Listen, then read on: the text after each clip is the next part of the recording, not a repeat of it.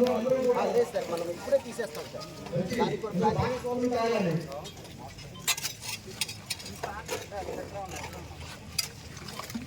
Public participation కోరుతున్నాం.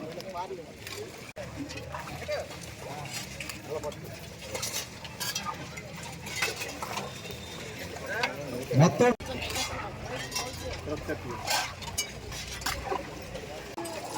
తయారు చేయాలంటే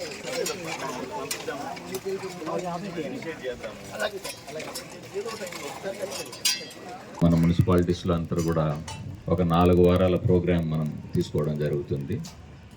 ఇది 4 వారాల ప్రోగ్రాం అంటే to sensitize the people, to sensitize the municipal employees, municipal workers అందరినీ కూడా. ఎందుకు? ఇది అందరి బాధ్యత కూడా. మన ఊరును క్లీన్గా ఉంచుకోవడం అది ఒక మున్సిపాలిటీ బాధ్యతే కాదు, అందరి బాధ్యత కూడా. సో ఈ మధ్యలో జరిగిన ఇన్సిడెంట్స్ మీరు చూస్తే సుప్రీంకోర్టు కూడా చాలా సీరియస్గా తీసుకునింది. ఇది ఒకరి బాధ్యత కాదు, ఎవరైతే చెత్త వేస్తున్నారో, చెత్త క్లీన్ చేస్తున్నారో అందరి బాధ్యత ఇదని చెప్పి చాలా క్లియర్గా చెప్పడం జరిగింది. సో ఇందులో భాగంగా మనము ఫస్ట్ 4 వీక్ ఒక థీమ్ తీసుకొని మనము ఈ ఆపరేషన్ క్లీన్ స్వీప్ తీసుకోవడం జరుగుతుంది. ఈ వారంలో మనము డ్రైన్స్ అన్నీ కూడా క్లీన్ చేసుకోవాల్సిన అవసరం ఉంది. సో ఇప్పుడు డ్రైన్స్ మనం క్లీన్ చేస్తాము, మళ్ళీ మనం తెచ్చి మన చెత్త అంతా ట్రైన్లో వేస్తే మన ఇల్లే కాదు మనది, మన వీధి కూడా మనదే, మన ఊరు కూడా మనదే. సో దయచేసి మీరు ఏదైతే చెత్త ఉందో ఇంటింటికి చెత్త వాహనం వచ్చినప్పుడు ఆ వాహనంలో ఇవ్వండి. ఎక్కడైతే మనకు డంపర్ ఉందో ఆ డంపర్లో వేయండి మీరు. అంతేగాని ఇట్లా వీధిలో వేసారంటే అయ్యాను మన చెత్త మన కెనాల్స్లోనే ఇరుక్కుపోతుంది.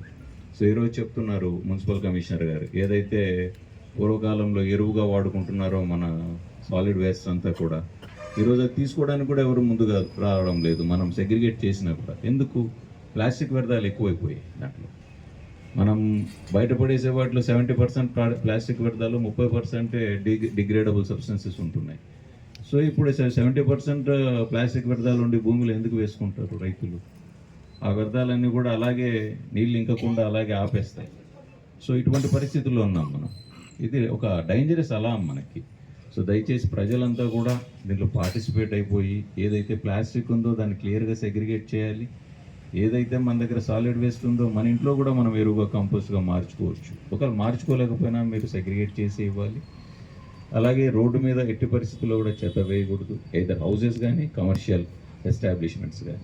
సో ఇటువంటి జరిగినప్పుడు ఇప్పుడు సుప్రీంకోర్టు క్లియర్ ఇన్స్ట్రక్షన్స్ ఇచ్చింది. వాటి యాక్షన్ మనం ఏమి యాక్షన్ తీసుకోవచ్చు అనేది ఆ విధంగా మనం యాక్షన్ తీసుకోవడం జరుగుతుంది. సో ప్లైస్ కూడా let's make our Vizianagaram clean Vizianagaram. Thank you.